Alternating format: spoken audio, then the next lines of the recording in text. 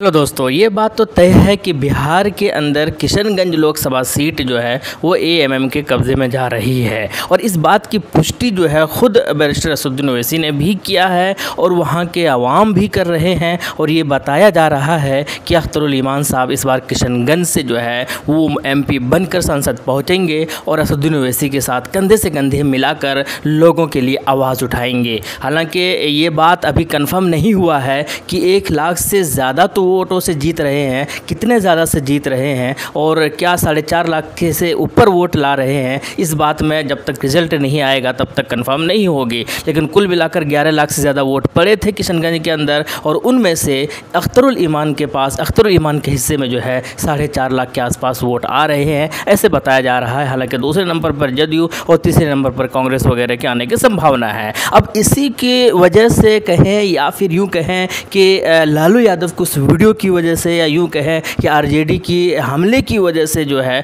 AMM ने यह फैसला लिया है कि अब हम 1 नहीं 2 नहीं 3 नहीं बल्कि 10 लोकसभा सीट पर चुनाव लड़ रहे हैं बिहार के अंदर। बिहार के अंदर टोटल 40 लोकसभा सीट है और उन 40 में से 1 पर एएमएम अख्तरुल ईमान और ऑलरेडी चुनाव लड़ चुकी है जो किशनगंज है और जीत भी रही है। इसके अलावा 9 और लोकसभा सीट पर जो है वो चुनाव लड़ रही है, लड़ने वाली है। वो कौन कौन से हैं वो मैं आपके सामने एक नज़र दौड़ाने की कोशिश करता हूँ।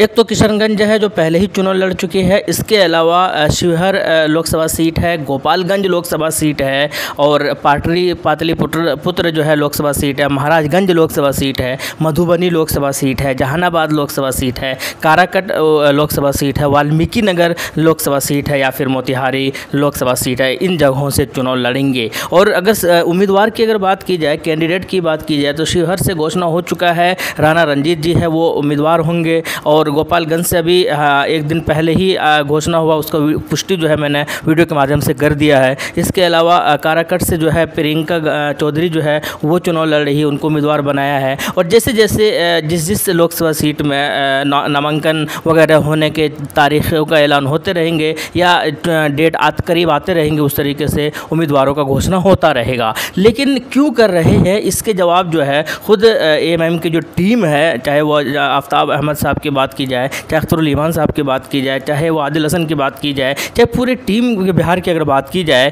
तो उन्होंने वो ये कह रहे हैं कि हम जो है सिर्फ किशनगंज से ही चुनाव लड़ते, लेकिन हमें लगा था कि राजद और कांग्रेस हमारा विरोध नहीं करेगी। लेकिन किशनगंज में इन्होंने विरोध किया, खास करके लालू जी ने वीडियो जारी किया, इसलिए हमें बहुत दुख हुआ। उनको ऐसा नहीं करना चाहिए था। ये बात प्रेस कॉन्फ्रेंस करके अख्तरुल ईमान साहब और आफ्ताब अहमद साहब और साथ के साथ आदिल हसन साहब ने ये बातें कही है कि हमें चूँकि एक उम्मीद था इंडिया गठबंधन से कि एटलीस्ट हमें इंडिया गठबंधन में शामिल ना किया हो, लेकिन हमें लगा था कि हमारा विरोध नहीं करेंगे और खुलकर वहाँ पर विरोध किया, वीडियो बनाकर विरोध किया। इसी वजह से जो है अब हमने तय किया है कि अब हम जब ये लोग हमारा नहीं है, हमारे बारे में नहीं सोच रहे हैं, तो हम इनके बारे में क्यों सोचें। और ये बात सही भी है। इसी चीज़ की जो है मैंने हमेशा तरफदारी किया है कि जब ये लोग आपके बारे में नहीं सोच रहे हैं, आपके खैरखा नहीं है, तो फिर आप इनके भलाई के बारे में क्यों सोच रहे हैं। 10-5 सीट से जो है इनको फ़ायदा हो सकता है, लेकिन आपको लड़ने से बहुत ज़्यादा तब्दीली नहीं हो सकती है। तो लेकिन फिर भी आपकी पार्टी की मजबूती के लिए बहुत ही ज़्यादा अहम रोल प्ले कर सकती है। अब याद रहे कि यही सिचुएशन जो है उत्तर प्रदेश के अंदर है। लेकिन उत्तर प्रदेश के अंदर पीडीएम जो गठबंधन तैयार किया है उसको समर्थन दिया है असदुद्दीन ओवैसी ने। और जबकि वहाँ भी यही होना चाहिए था कि जनाब शौकत अली साहब को कि अपनी पार्टी की तरफ से जो है उम्मीदवार का घोषणा करते, चाहे वो 10 ही करते, 5 ही करते, 3 ही करते, 2 ही करते, लेकिन अपनी पार्टी की तरफ से करते तो शायद और भी ज़्यादा मजबूती हासिल हो सकती थी। यही हाल जो है और भी दूसरी जगहों पर है। खुलकर इनको कुछ सीटों पर चुनाव लड़ना चाहिए था, क्योंकि इनके समर्थक, इनके कार्यकर्ता ये उम्मीद करते हैं कि जब हमारे पास कोई ऑप्शन नहीं है वोट करने का तो हम जो है इनको सपोर्ट करें, तो हम एएमआईएम को सपोर्ट करें। जहाँ पर एमआईएम नहीं है तो वहाँ पर बहुत सारे लोग दुखी भी है कि एमआईएम होना चाहिए था। जब विधानसभा चुनाव लड़ रहे हैं, जब लोकल चुनाव लड़ रहे हैं, तो फिर लोकसभा चुनाव क्यों नहीं लड़ रहे हैं। ये बात हालांकि अब लोगों को समझ में आ रही है। और मैं ख़ास करके उन लोगों को बहुत मुझे समझ नहीं आता जिन लोगों को टिकट, मुस्लिम उम्मीदवारों की बात कर रहा हूँ मैं,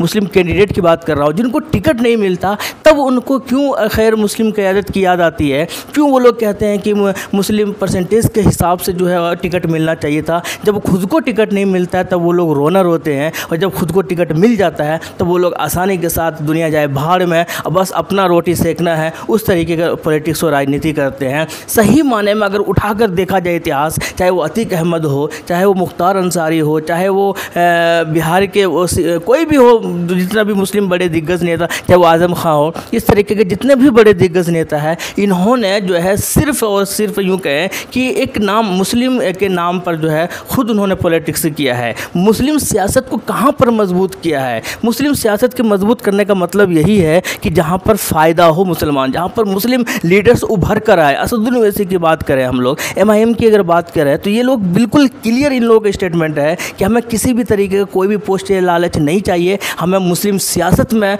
मुसलमानों की हिस्सेदारी चाहिए। ये चीज़ बाकी लोग कहाँ कर रहे हैं? खैर कुल मिलाकर AMM को जो है, ये MIM का जो ये फैसला है कि 10 सीटों पर चुनाव लड़ना चाहिए बिहार के अंदर, बहुत सही है मेरे हिसाब से। आपको क्या लगता है, लड़ना चाहिए नहीं लड़ना चाहिए? कम सीटों पर लड़ना चाहिए था या ज़्यादा पर लड़ना चाहिए? कमेंट बॉक्स में ज़रूर बताइएगा। मिलते हैं नेक्स्ट वीडियो में। थैंक यू, जय हिंद, लव यू।